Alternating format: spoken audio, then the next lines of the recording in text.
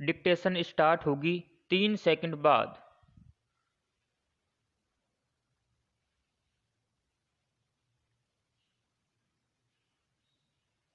Start. परीक्षाएं इसलिए कराई जाती हैं कि विद्यार्थियों के सीखने की क्षमता और उनकी योग्यता का मूल्यांकन किया जा सके। हालांकि परीक्षाओं का विरोध भी होता रहा है। अनेक विशेषज्ञों का मानना है कि परीक्षाएं विद्यार्थियों में भय पैदा करती हैं और वे किसी की प्रतिभा के मूल्यांकन का अंतिम उपाय नहीं मानी जा सकती। इसलिए सतत मूल्यांकन आदि की व्यवस्था भी की गई, मगर दुनिया भर में अभी तक कोई ऐसा उपाय नहीं तलाशा जा सका है जिसके जरिए विद्यार्थियों की पढ़ाई लिखाई को उचित ढंग से जांचा जा सके। पिछले साल जब कोरोना की दूसरी लहर चरम पर थी, देश में चौतरफा हाहाकार की स्थिति थी, तब शिक्षा बोर्डों के सामने चुनौती खड़ी हो गई थी कि वे विद्यार्थियों का मूल्यांकन कैसे करें। आखिरकार इंटरनेट के माध्यम से परीक्षा कराने का उपाय तलाशा गया। इस साल भी कुछ लोग मांग कर रहे थे कि परीक्षाएं पहले की तरह केंद्रों पर न कराकर इंटरनेट माध्यम से ही कराई जाएं। इसके पीछे उनका तर्क था कि चूंकि पिछले 1.5 साल से अधिक समय से बच्चे स्कूल नहीं जा पाए हैं, उनकी पढ़ाई लिखाई ठीक से नहीं हो पाई है। इसके अलावा कोरोना का भय अभी समाप्त नहीं हुआ है और बहुत सारे बच्चों का टीकाकरण नहीं हो सका है। इसलिए इस साल भी घर बैठे परीक्षा की व्यवस्था होनी चाहिए। पेरा। घर बैठे परीक्षा कराने की मांग करने वालों ने सर्वोच्च न्यायालय में गुहार लगाई।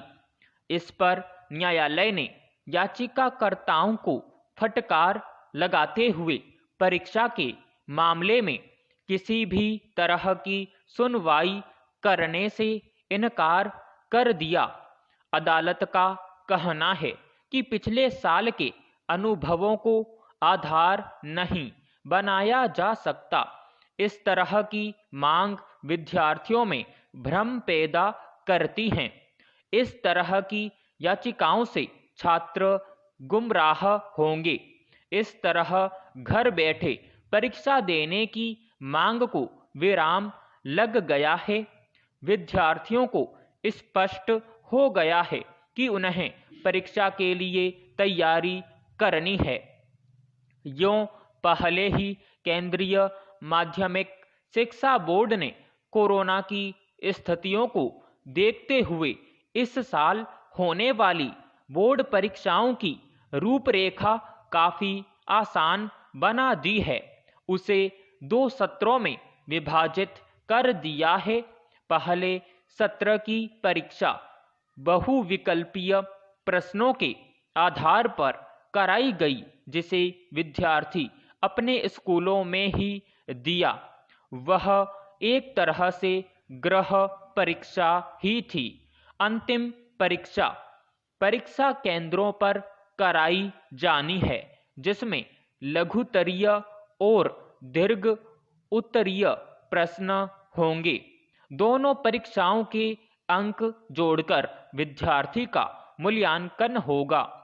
ऐसी ही व्यवस्था राज्य बोर्डों ने भी कर रखी है। इस तरह इस बार पहले के सालों की तुलना में काफी आसान परीक्षा होने वाली है। उसके बावजूद घर बैठे परीक्षा कराने की मांग समझ नहीं आती। पेरा। अब कोरोना के मामले काफी कम हो गए हैं। पहले जैसी खतरनाक स्थितियां नहीं है जिसमें संक्रमण का भय हो। फिर परीक्षा केंद्रों पर समुचित दूरी बनाकर बैठने, संक्रमण रोधी उपायों की भी व्यवस्था होगी। इसलिए इसे लेकर किसी प्रकार की हिचक की बात नहीं। हाँ, अनेक अध्ययनों से पता चला है कि कोरोना काल में घर बैठे पढ़ाई करने से छात्रों में सीखने की क्षमता प्रभावित हुई है और पढ़ाई लिखाई से उनका मन उछटा है। स्टॉप, समाप्त।